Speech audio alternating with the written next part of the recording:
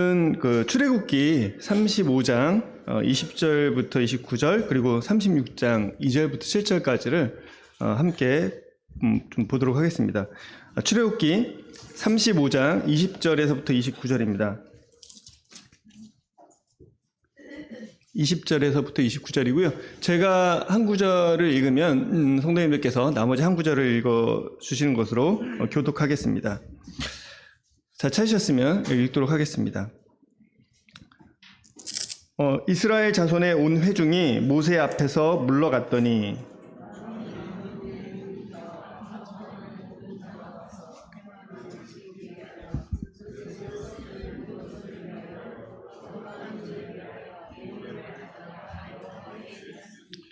곧 마음에 원하는 남녀가 와서 팔찌와 귀고리와 가락지와 목걸이와 여러 가지 금품을 가져다가 사람마다 여호와께 금예물을 드렸으며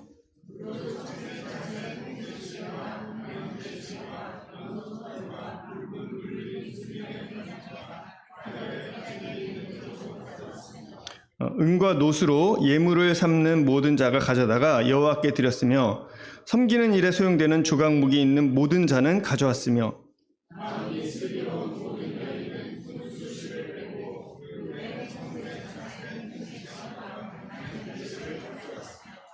마음의 감동을 받아 슬기로운 모든 여인은 염소털로 실을 뽑았으며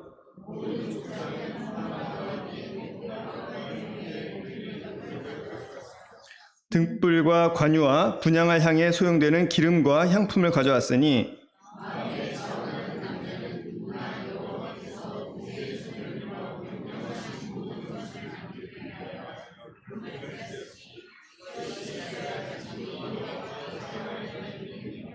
네, 36장 2절부터 읽겠습니다.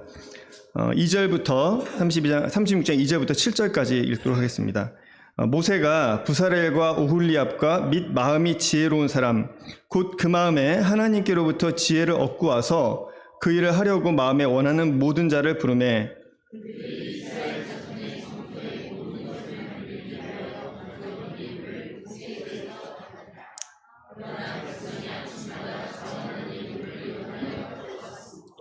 성소의 모든 일을 하는 지혜로운 자들이 각기 하는 일을 중지하고 와서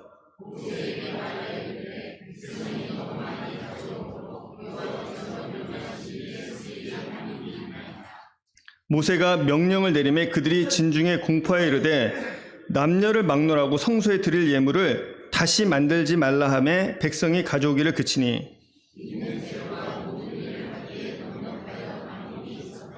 네.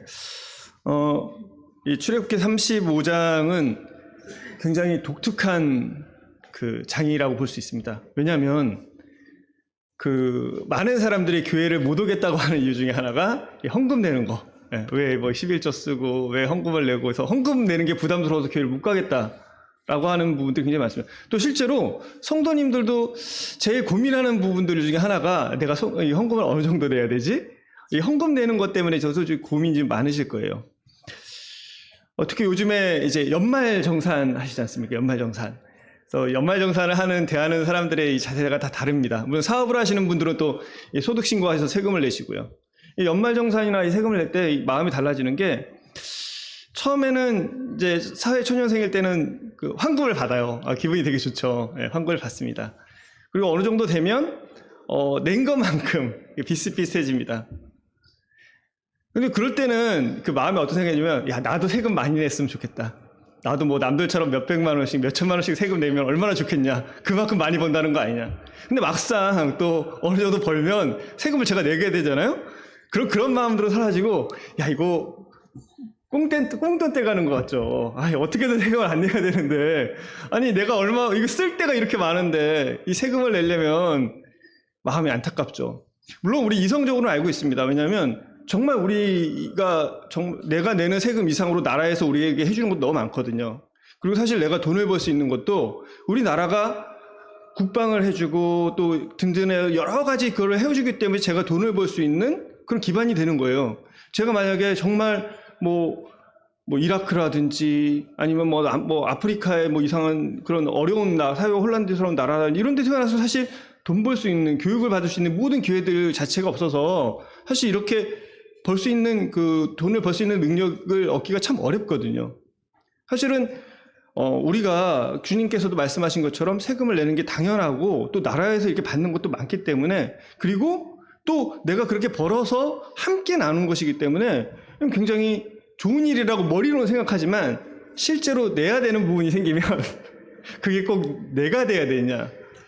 그래서 참 절세를 하려고 노력을 합니다. 절세는 좋은 겁니다.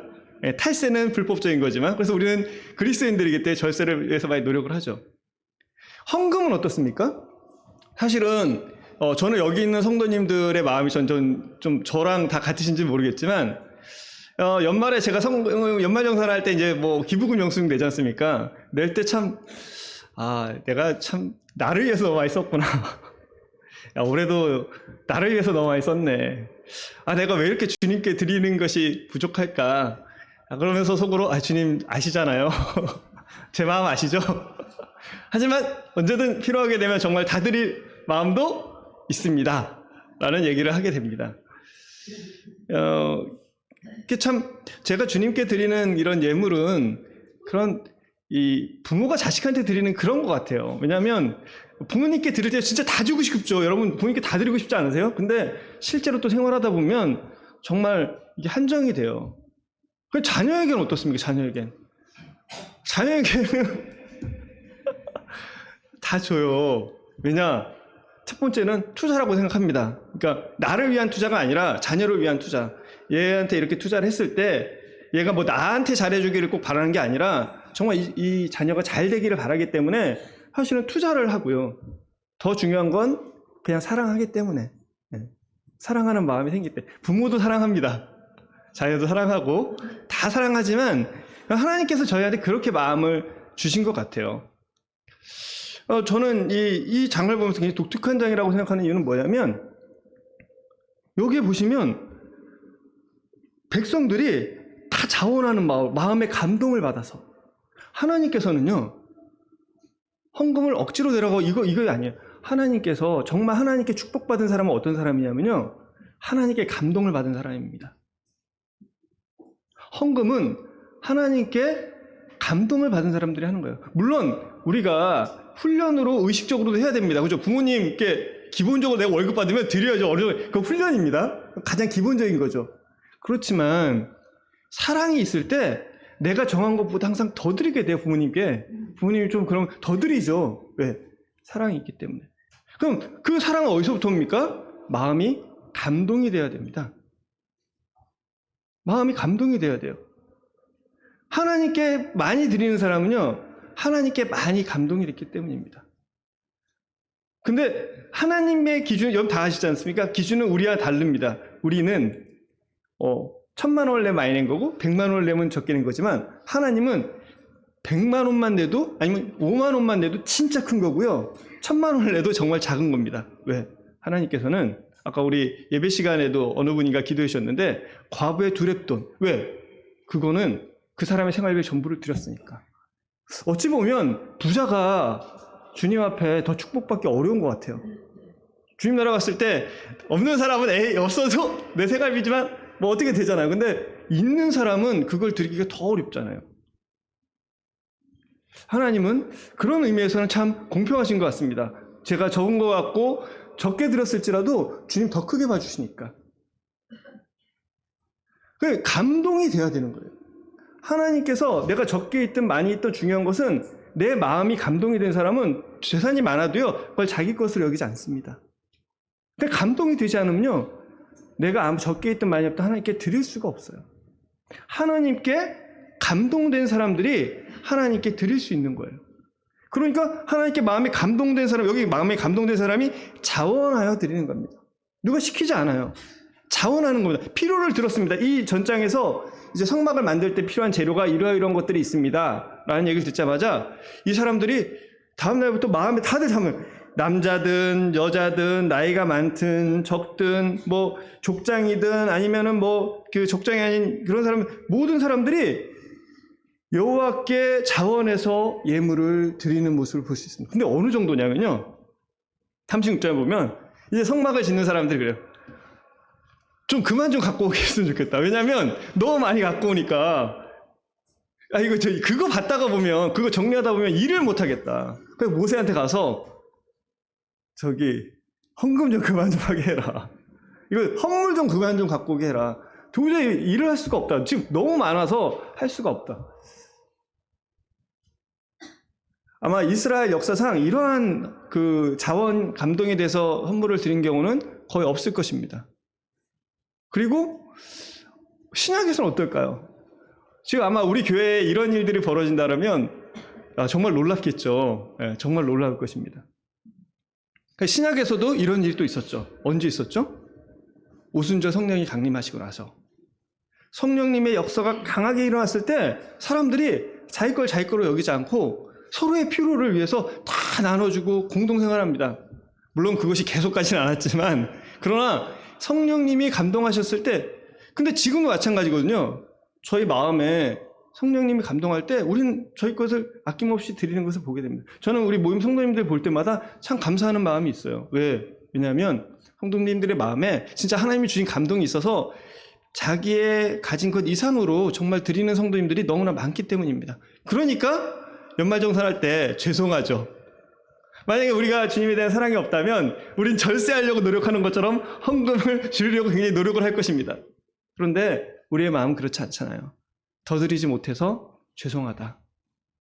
항상 이게 내게 아닌데 그럼에도 불구하고 왜 나는 이렇게 내 것을 챙기며 사느냐. 이런 일들이 우리에게 있습니다. 어쨌든 하나님께서 그런 감동을 이 이스라엘 백성들에게 주었습니다. 하나님은 감동하게 하시고 그것을 통해서 우리가 하나님께 드리도록 하시는 하나님이신 것을 우리는 발견할 수 있습니다. 헌금은 뭐 얼마 내야지 작정하고 막 이러는 그 내 노력과 내 열심으로 내는 것이 아니라 정말로 내가 하나님을 알고 하나님과 가까이하고 하나님을 사랑하게 될 때 그때 하나님께 드리게 되는 것이 그리고 드리고 나서도 더 드리고 싶은 게 그 사랑에서부터 나오는 그리고 그 하나님을 경외함에서부터 나오는 그리고 성도와 이웃과 교회를 사랑하면서부터 나오는 것이 이 우리의 마음의 표현이 바로 이런 헌금이기 때문입니다. 그런데 이스라엘이 어떻게 이렇게 감동을 받아서 하나님께 드릴 수 있었을까요? 어떻게? 사실은 지금 요 32장에 보면요. 불과 한 달 전, 불과 한 50일 전, 뭐 이렇게 그 전만 해도요. 이 사람들한테 어떤 일이 있었냐면 좀 이 출애굽기를 잠깐 좀 정리해드리면 이제 19장에서요. 이스라엘 백성이 시내산 앞에 도착을 합니다. 그리고 모세는 하나님께로 나아가서 하나님의 말씀을 받습니다. 어떤 말씀을 받냐면 하나님의 백성으로서 어떻게 살아야 되는지. 그들은 이집트에서 출애굽했습니다. 탈출했어요. 그리고 홍해를 건너서 광야를 거쳐서 이제 시내산에 왔습니다. 그리고 그들은 자기가 여지껏 이집트에서 살던 그런 생활 방식들을 이제 버리고 하나님의 백성으로 그 이집트의 수많은 우상들을 섬기고 수많은 신들을 섬기고 이집트에서 그 가진 그 가치관을 가지고 살아오던 이 이스라엘 백성들에게 하나님은 이제 하나님의 백성으로 어떻게 살아야 되는지를 그 법을 주십니다. 그래서 19장부터 24장까지는 하나님을 어떻게 섬겨야 되는지 그리고 이웃 간에 또 어떻게 해야 되는지 사회생활을 어떻게 해야 되는지 그런 하나님의 법을 주십니다. 그리고 나서 25장부터 31장까지는 이제 하나님이 함께 거해 주시겠다고 하셨잖아요. 그래서 하나님의 성막을 어떻게 짓는지에 대해서 이야기를 쭉 해주십니다. 그리고 이제 모세가 그 이야기를 듣고 또 하나님께서 직접 파주신 그 돌판에 쓰여진 그 말씀을 가지고 이제 백성들에게 내려가려고 하는 그런 찰나였어요. 32장에서 어떤 일이 생기냐면 이제 모세는 하나님의 말씀 받고 이제 백성들에게 그걸 다 증거하고 이제 하나님께서 우리 가운데 임재해 주시고 또 이제 우리가 하나님의 백성으로서 이제 살아갈 수 있겠구나라는 그런 기대를 가지고 오는데 갑자기 그 와중에 하나님께서 그래요. 너의 백성이 부패했다. 목이 곧은 백성이다. 내가 이 백성들을 진멸하겠다. 하나님, 그렇게 하지 마십시오. 모세가 첫 번째 간구를 해요. 하나님, 그러지 마십시오.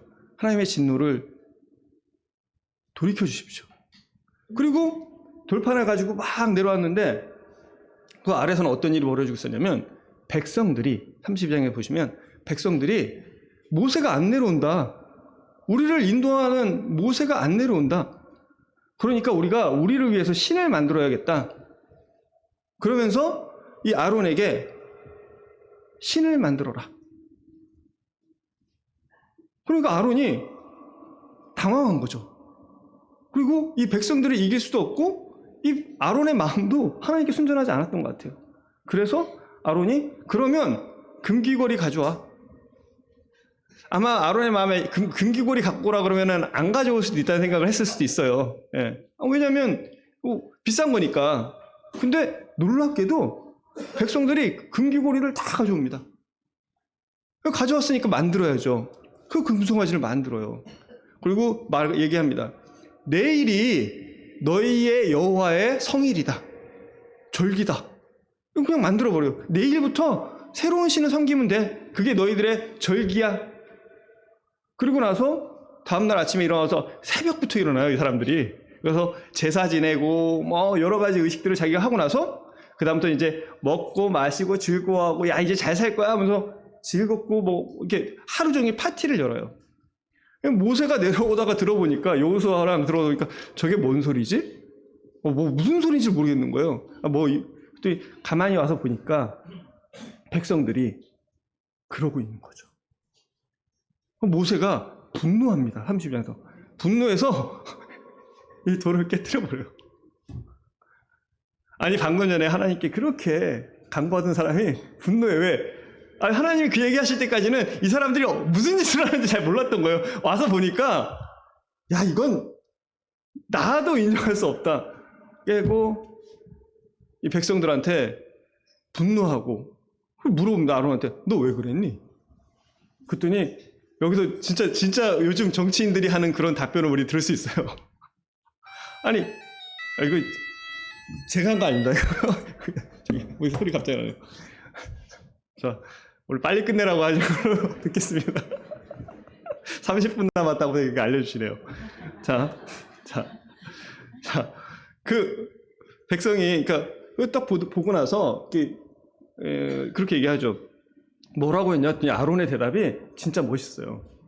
백성들이 와서 신을 만들어달라. 당신은 안 오고 큰일 나게 돼서 그렇게 했다. 그래도 갖고 와서 내가 그냥 그 금반지를 던졌더니 그게 금송아지가 됐다. 그렇게 났어. 한번 그 32장을 보실까요? 제가 읽겠습니다. 이거 직접 다 보시는 게.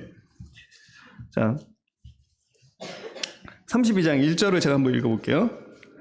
30절 32장. 백성이 모세가 산에서 내려옴이 더딤을 보고 모여 백성이 아론에게 이르러 말하되 일어나라. 우리를 위하여 우리를 인도할 신을 만들라. 이 모세 곧 우리를 애굽 땅에서 인도해낸 사람이 어찌 되었는지 알지 못함이라. 아론이 그들에게 이르되 너희의 아내와 자녀의 귀에서 금귀고리를 꿰서 내게로 가져와라.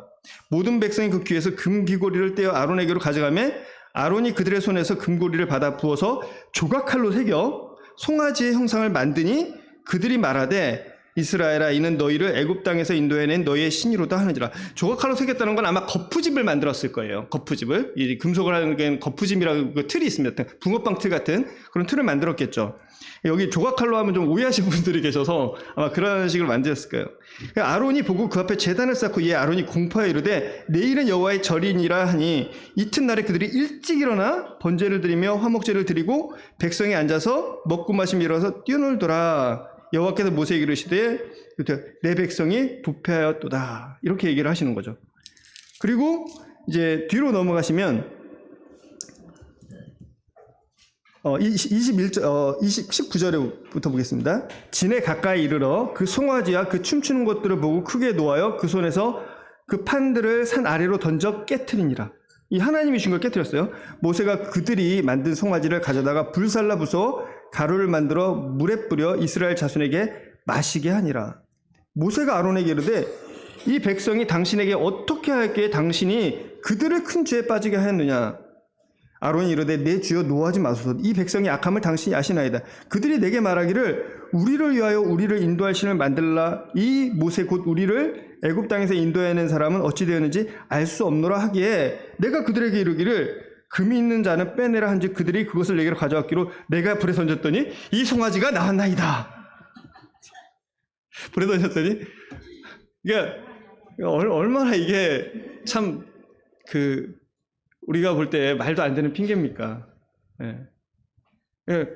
아마 이 아론도 두려웠던 거죠. 진짜. 왜냐하면 자기가 두렵지 않으면 정상대로 얘기할 텐데 정말로 왜냐하면 이 하나님께로 갔던 이 모세에게는 하나님의 영광이 있었거든요. 근데 그걸 보니까 하나님을 직접 보지 않았어도 자기가 얼마나 큰 죄를 지었는지 그냥 막 와닿는 거예요. 그러니까 이 사람이 제대로 말을 하지 못하는 거죠. 예? 내가 벗어서 숨었습니다라는 그런 것처럼, 그리고 내가 당신이 주신 아내 때문에 내가 이렇게 했습니다라고 하는 것처럼 이 핑계 댈 수밖에 없는 거예요. 왜? 두렵거든요. 내 죄가 드러났을 때 두려워서 이런 얘기를 합니다. 이랬던 백성들이에요. 이랬던 이스라엘입니다. 근데 이들이 불과 얼마 만에 그렇게 바뀐 사람들이 된 거예요. 그리고 그렇게 하나님께 헌신하는 사람들이 된 겁니다. 즐거이. 두려움이 없어요. 공포가 없습니다. 진짜 마음이 감동이 돼서 기쁨으로 드린 거죠. 이들이 가졌던 이 범죄와 이 이기심과 그리고 이 죄악과 이 두려움에서 어떻게 그들이 벗어나서 하나님께 기쁘게 나와서 그 제물을 모세 앞에 기쁘게 나오고 성전을 만드는 사람들 앞에 기쁘게 나와서 제물을 드릴 수 있었을까? 그 예물을 드릴 수 있었을까? 이 부분들을 저희가 이 장에서 살펴보고자 합니다. 모세는, 하나님은 분명히 말씀하셨어요. 내가 이들을 진멸하겠다. 부패했다. 목이 곧은 짐승이다. 이 백성은 목이 곧은 백성이다. 출애굽기 32장 9절에 보면 여호와께서 또 모세에게 이르시되 내가 이 백성을 보니 목이 뻣뻣한 백성이로다. 그런즉 내가 하는 대로 돌아 내가 그들에게 진노하여 그들을 진멸하겠다 라는 선포를 합니다. 이들의 죄는 무엇이었습니까? 이스라엘의 죄가 도대체 뭐였을까요? 하나님께서 이들을 진멸하겠다라고 할 정도로 아주 분노하신 죄가 뭐였을까요? 살인을 했습니까? 아니면 이방 여인들과 간음을 했습니까? 아니면 동족끼리 서로 싸우고 분열이 일어났나요? 아니면 사기를 쳤을까요? 욕을 했을까요? 도대체 이들의 죄는 무엇이었습니까? 하나님께서 이들은 목이 뻣뻣하다. 내가 이들을 진멸하겠다. 아예 없애버리겠다. 그리고 모세 너로 새로운 민족을 이루게 하겠다라는 그 말씀을 하신 그 이유가 뭘까요? 그것은 32장 1절에 나와 있습니다. 백성이 아론에게 이르러 말하되 일어나라. 죄송한데 이게 좀 배터리 좀 빼놓겠습니다. 이거 제가 한 건 아닌데 배터리 좀 빼놨습니다. 제가 뭐였을까요? 여기 나와 있어요. 우리를 위하여 우리를 인도할 신을 만들라. 기독교가 다른 종교와 명확하게 구분되는 점이 있습니다. 이 이집트의 종교는요, 다신론입니다. 수많은 신들이 있어요. 그리고 로마 시대에도 수많은 신들이 있었습니다. 많은 신들이 있어요. 근데 기독교는요, 성경은 말합니다. 하나님은 유일하신 참 하나님이시다. 오직 하나님만이 세상을 창조하신 분이시고 그분만이 유일하신 하나님이시고 그리고 그분이 우리를 지으셨고 하나님이 우리의 주인이라시는 것이에요. 하나님이 우리의 주인이시다. 그리고 내가 너를 이제 이집트에서 꺼내왔으니까 너희들은 이제 나만 섬기고 나를 주인으로 여기고 그리고 나의 방법대로 세상을 살아가라. 내가 너희 중에 함께 거하겠다 라는 약속을 주시는 거예요. 그런데 이스라엘은 그것에 대해서 거부하신 것입니다. 하나님을 대적한 거예요. 아니요. 나는 하나님이 필요하지 않습니다. 나는 하나님을 주인으로 섬기고 싶지 않습니다. 사실은 여기 뭐라고 하냐면 이 모세 곧 우리를 애굽 땅에서 인도해낸 사람, 애굽 땅에서 이스라엘 백성을 인도해내신 것은 누구십니까? 하나님이세요. 차마 이들은 여기다 대놓고 우리를 인도해낸 하나님을 나는 믿지 못하겠다, 이 얘기를 못하는 거예요. 그리고 그 사람의 핑계를 댑니다. 모세. 하나님이 끄집어낸 거지. 모세는 단지 그 사람 하나님의 대리인으로서 그냥 인도자 역할을 했을 뿐이거든요. 사실은 이 모세를 믿지 못하겠다는 것은 하나님을 믿지 못하겠다는 거예요. 왜? 내 마음에 하나님을 주인으로 삼고 싶지 않은 거죠. 왜냐하면 이집트에서는요, 내가 신들을 선택할 수 있었어요. 내가 원하는 대로 살 수 있습니다. 내가 어떤 신을 선택하느냐에 따라서 내가 원하는 삶들을 살아갈 수 있었어요. 이 신이 마음에 안 들면 다른 신을 섬길 수 있었어요. 로마 시대에도 마찬가지고요, 지금 시대에도 마찬가지입니다. 그래서 로마서 1장에 그런 말씀이 있죠. 로마서 1장 한번 찾아서 읽어보겠습니다. 1장 로마서 1장 로마서 1장 21절부터 19절부터 제가 보겠습니다. 18절부터 제가 볼게요. 하나님의 진노가 불의로 진리를 막는 사람들의 모든 경건하지 않음과 불의에 대해서 하늘로부터 나타나니 이는 하나님을 알만한 것이 그들의 속에 보임이라. 하나님께서 이를 그들에게 보이셨느니라.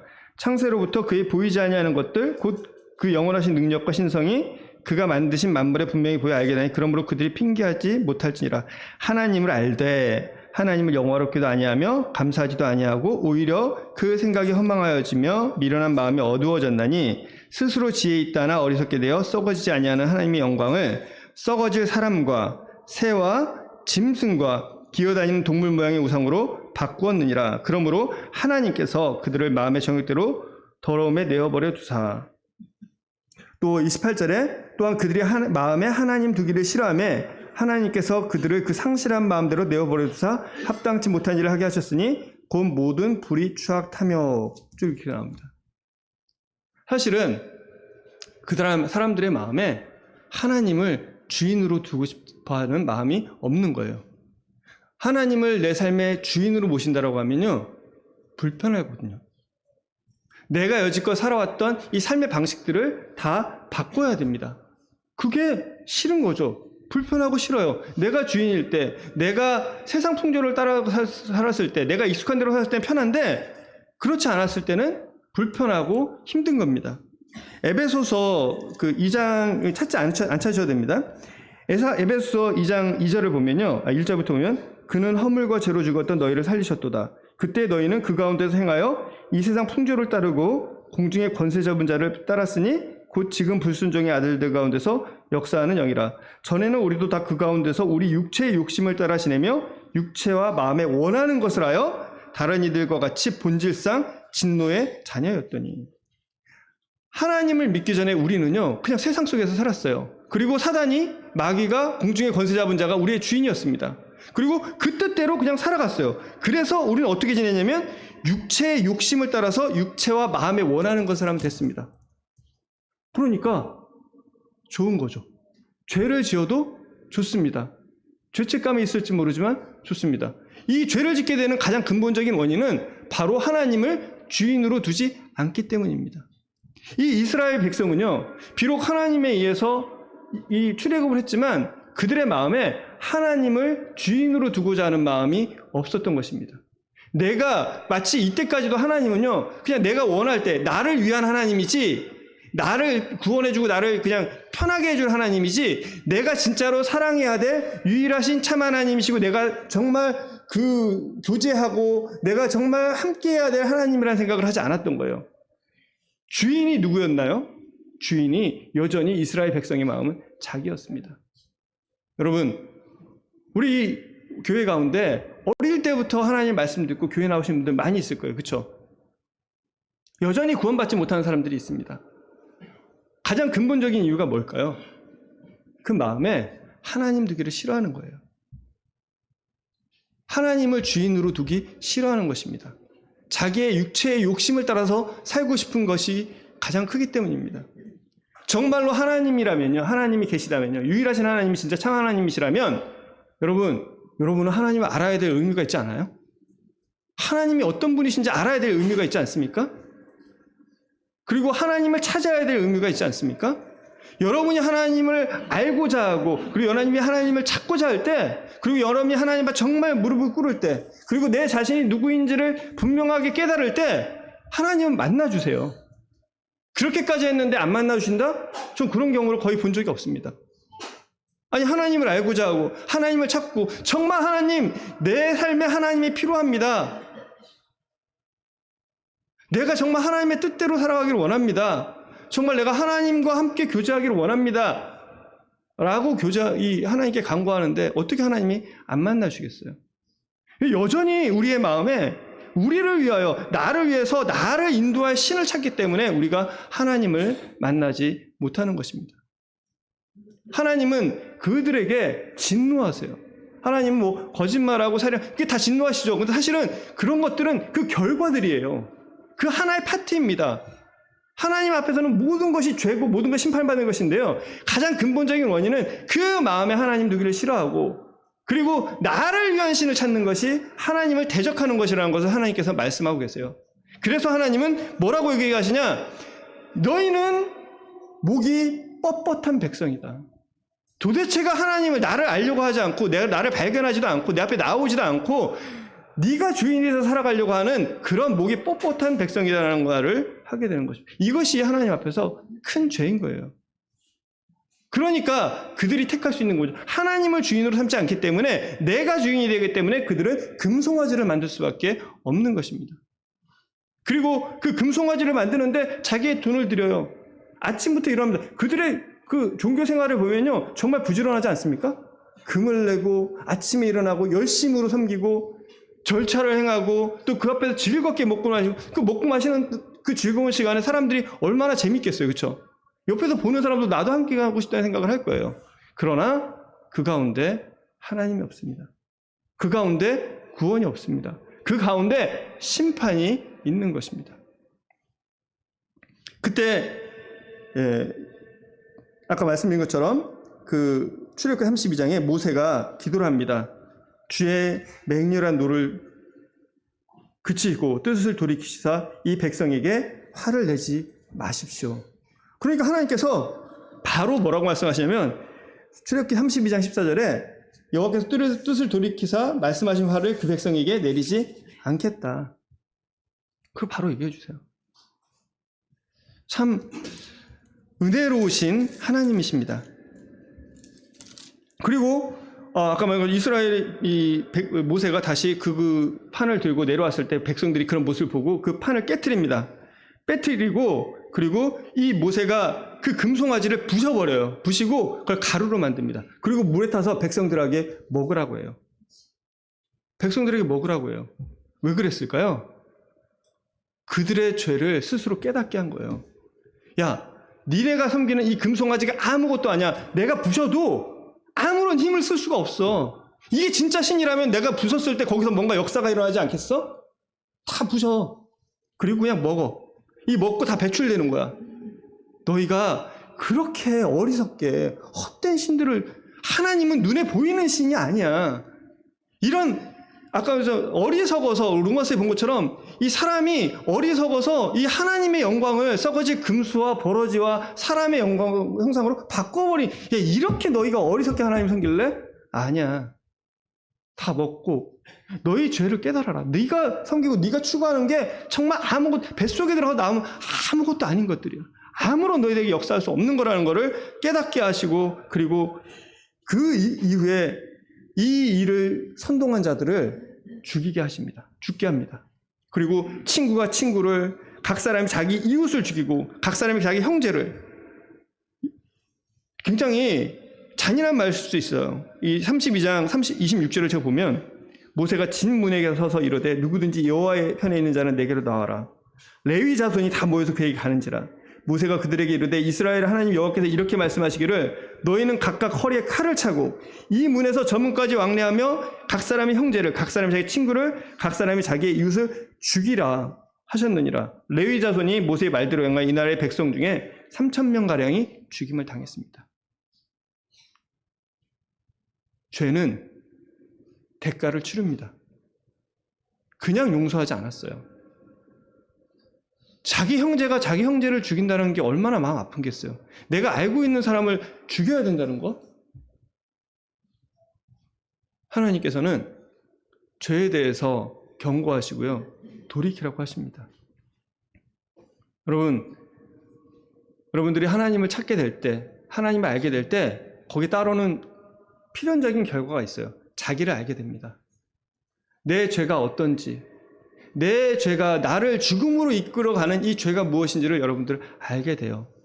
그 죄를 알게 될 때 여러분 그때 우리가 주님께 무릎 꿇습니다. 이 당시에 이 이스라엘 백성은 레위인들이 그런 범죄한 자들을 죽였지만 주님께서는요, 그리스도께서는 우리 대신 죽어주셨어요.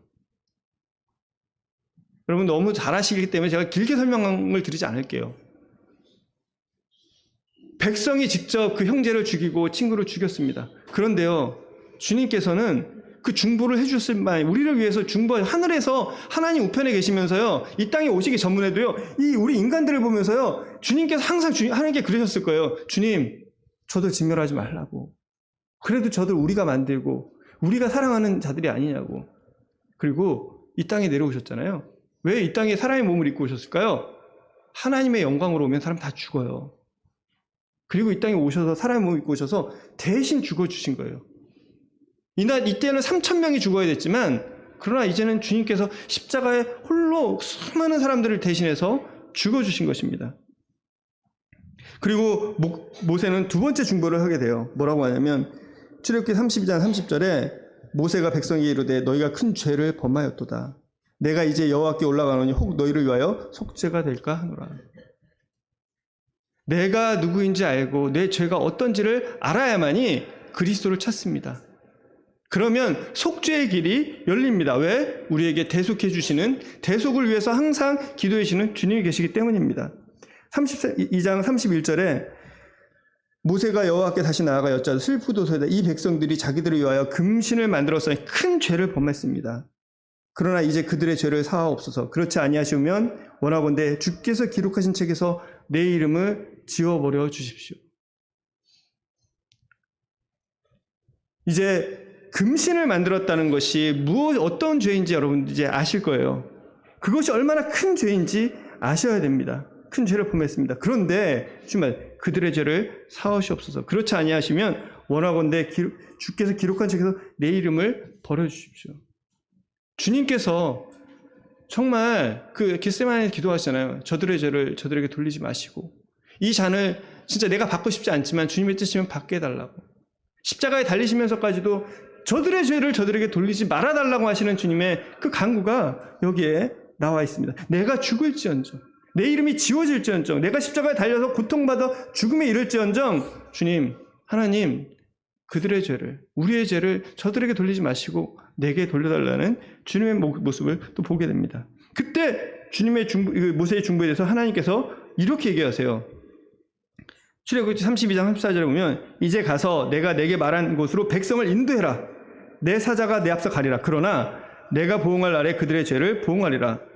너희가 젖과 꿀이 흐르는 땅에 이르게 하려니와, 그러니까 너희를 33장 3절에 너희를 젖과 꿀이 흐르는 땅에 이르게 하려니와 나는 너희와 함께 올라가려 하지 않으노니 너희는 목이 고든 백성인즉 내가 길에서 너희를 진멸할까 염려함이라. 근데 하나님 뭐라고 하냐면 그래 용서해 줄게. 그리고 다 가게 해줄게. 근데 난 너네와 함께 하지 않겠어. 하나님 그러세요. 함께 하지 않겠다. 함께 하지 않는 이유는 뭔가요? 함께 하면 너희는 목이 고든 백성이잖아. 그러니까 내가 가다가 너네 또 보면 너 죽일 것 같아. 사실은 함께 하지 않겠다는 것은 하나님 입장에서 이 백성을 미워하는 말 같잖아요. 아니에요. 이 뒤에 말을 보면 백성을 사랑하는 거예요. 이스라엘 백성을 사랑하는 거예요. 진짜 내가 가다가 죽이면 어떡하지? 내가 같이 가지 않으면 살 수 있어. 그러니까 안 가겠다 그래요. 안 가겠다. 너네만 가라.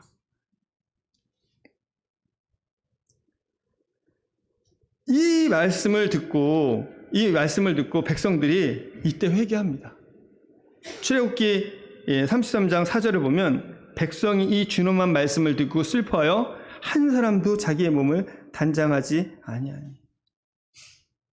하나님의 말씀이, 하나님의 영광이, 하나님의 권능이 임했을 때 이 사람 앞에는요 정말 이렇게 우리가 구원받을 때 똑같아요. 다 똑같습니다. 구원받기 위해서는 똑같은 절차를 거칩니다. 하나님의 말씀이 우리에게 임할 때, 하나님의 그 두려움이 임할 때, 하나님에 대한 경외가 생길 때, 그리고 내 자신의 죄가 드러날 때요 우리는 그 말씀 앞에서 무릎 꿇고 슬퍼할 수밖에 없어요. 그리고 자기의 몸을 단장할, 이제는 다른 게 중요하지 않아요. 자기를 꾸미고 뭔가 잘나 보이고 멋지게 보일 이런 게 생각나지 않습니다. 나 어떻게 해야 되지? 나 지옥 가야 되는데? 진짜 하나님 앞에 내가 얼굴을 들 수가 없는데? 단장하지 않습니다. 그리고 모세가 얘기합니다. 여호와께서 모세에게 이르시기를 이스라엘 자손에게 이르라. 너희는 목이 곧은 백성인즉 내가 한순간이라도 너희 가운데 이르면 너희를 진멸하니 너희는 장신구를 떼어내라. 그리하면 내가 너희에게 어떻게 할 것인지를 정하겠노라 하셨습니다. 이스라엘 자손이 호렙산에서부터 그들의 장신구를 떼어냅니다. 하나님 앞에서 너희 자신의 솔직한 모습, 그냥 나한테 꾸미고 나오지 말라는 얘기예요. 정말로 너의 있는 모습 그대로 나오면 내가 너네 어떻게 할지 내가 얘기해 줄게. 왜냐하면 너희 목이 곧은 백성이야. 너희한테 장신구가 조금 있고 조금이라도 너희 꾸미면 너희 스스로 잘난 줄 알아. 너희 스스로 뭔가 할 수 있을 줄 알아. 아니야. 할 수 있는 게 아무것도 없어. 장신구를 다 떼어내고 있는 모습 그대로 내게 나와. 그러면 내가 어떻게 할지 이야기하겠다. 이때 이스라엘 백성이요 정말 그 장신구를 다 떼어냅니다. 하나님 저희 정말 죽을 수밖에 없는 백성들입니다. 정말 저희가 목이 곧아요. 제가 하나님 정말 마음에 두기 싫어합니다. 어떻게든 정말 하나님 앞에 정말 그 말씀 듣고 그러면서도 나아가지 않았습니다. 근데 이제 하나님께 나아갑니다. 제가 어떤 자인지 알고 내가 어떤 운명을 맞아야 될지 압니다. 하나님 그냥 저희 있는 모습 그대로 나가니까 하나님 내가 어떻게 할지 알려주십시오. 이때 모세가 다시 또 중보기도를 해요. 출애굽기 33장 13절을 보면 내가 참으로 주의 목전에서 은총을 입었사오면 원하건대 주의 길을 내게 보이사 내게 주를 알리시고 나로 주의 목적에 은총을 입게 하시며 이 족속을 주의 백성으로 여기소서. 여호와께서 17절에 보면 여호와께서 모세에게 이르시되 내가 말하는 이 일도 하리니 너는 내 목전에 은총을 입었고 내 이름으로 너도 너를 알미라. 모세가 이르되 원하건대 주의 영광을 내게 보이소서. 이때 모세가 기도를 하는 분은요 이제 죄 용서해 달라고 하고 함께 해달라고 하고 그 다음 또 뭐라고 하냐면 이제 한 번에 얘기하는 게 아니라 세 번째 때 그러면 함께 해주시는 거죠? 그러면 함께 하지 않대. 그러니까 이제 함께 하지 않겠다고 하니까 죄는 용서해 줄게. 그렇지만 너 함께 하지 않겠어. 그러니까 주의 족속으로 여겨주시고 함께 해주세요. 하나님 함께 하지 않으면 의미가 없습니다. 죄를 용서해 주는 것만으로 그리고 그 땅을 주는 것만으로 내게 의미가 없어요. 하나님께서 나와 함께 하지 않으면 의미가 없습니다.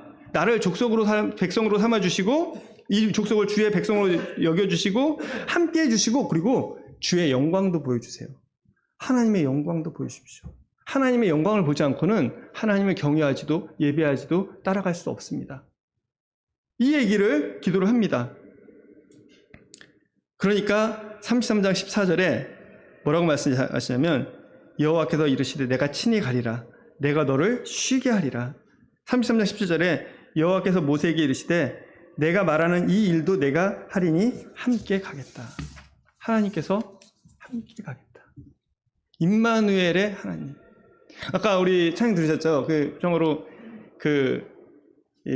You Raise Me Up 이라는 찬양이었잖아요. 한국말로 이렇게 들었는데 거기에 제가 제일 좋아하는 가사는 그겁니다.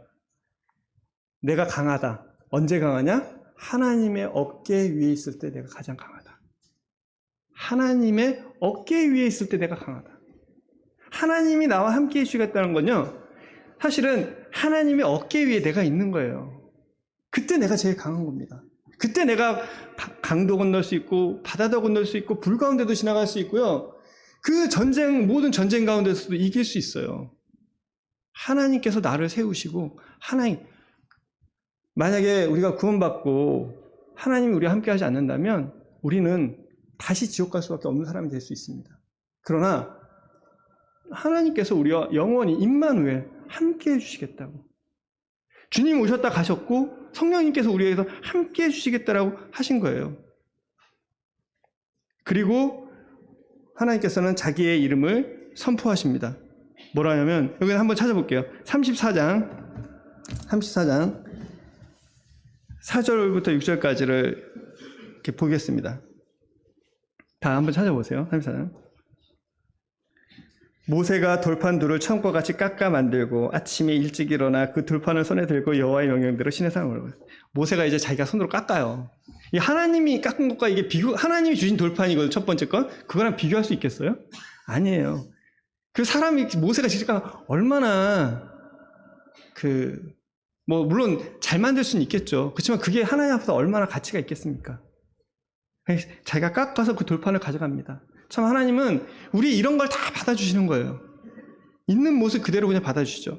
올라가니 여호와께서 구름 가운데서 강림하사 그와 함께 거기서 여호와 이름으로 선포하실세. 잘 들으세요.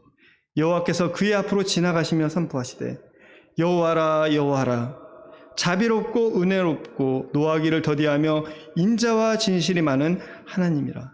여호와라 여호와라 그는 자비롭고 은혜롭고 노하기를 더디하고 인자와 진실이 많은 하나님이다.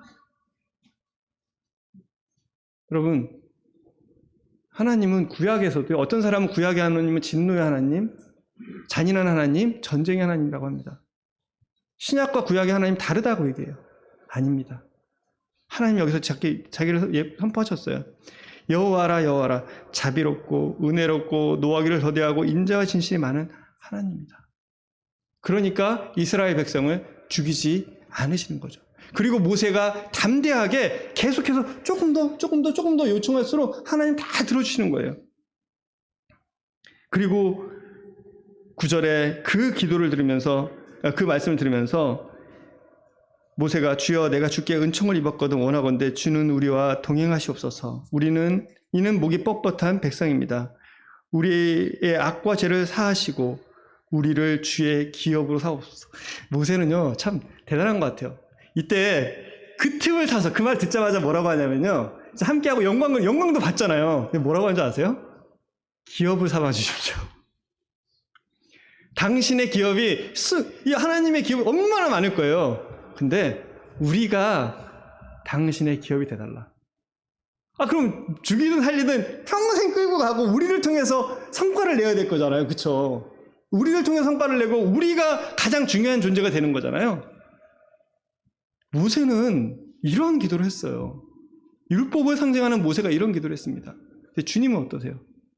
주님은 너희는 마음에 근심하지 말라고, 하나님 믿으니 또 나를 믿으라고, 내 아버지 집에 거할 곳이 많다고, 내가 가서 처소를 내면 다시 와서 너희를 나 있는 곳에 있게 하겠다고, 이 땅에서 고난과 핍박과 당하는 거 걱정하지 말라고, 그리고 이 땅에 보화를 쌓아놓지 말라고, 지금 이 땅에 있는 쌓는 거 다 없어질 거 아니냐고, 하늘의 보화를 쌓으라고, 내가 영원히 너희의 기업이 되고 너희는 나의 기업이 되고 나는 너희의 기업이 될 테니까 너희는 나를 바라보고 오라고. 이 이야기를, 이 경험들을 그 기간 동안에 이스라엘 백성이 했습니다. 그리고 그 하나님을 이스라엘 백성들이 만난 거예요. 그리고 만났을 뿐만 아니라 이스라엘 백성이 그 하나님을 자신들의 주인으로 삼았습니다. 이제 하나님이 진짜 내 주인입니다. 20대 백성 이게 아니라 내 삶의 주인은 하나님이십니다. 왜? 하나님 나한테 그렇게 큰 은혜를 베푸시는 하나님이시고 나와 함께 하시고 그 영광을 나에게 보이셨고 나를 기업으로 삼으시는 하나님이시기 때문에 나는 그 하나님과 같이 가겠습니다. 이제 그리고 나서 성막을 짓는, 우리 함께 구하실 거잖아요. 그 성막이라는 건 이제 하나님이 나를 용서하셨을 뿐만 아니라 나와 함께하고 나의 그런 보증이 되는 그 성막이잖아요. 이 성막을 짓겠다고 했을 때 백성들의 마음이 어떻겠어요? 뭐가 필요한? 집에 가서 하나님만 있으면 돼. 하나님만 나와 함께 해주시면 돼. 하나님만 우리와 함께 동행해 주시면 돼.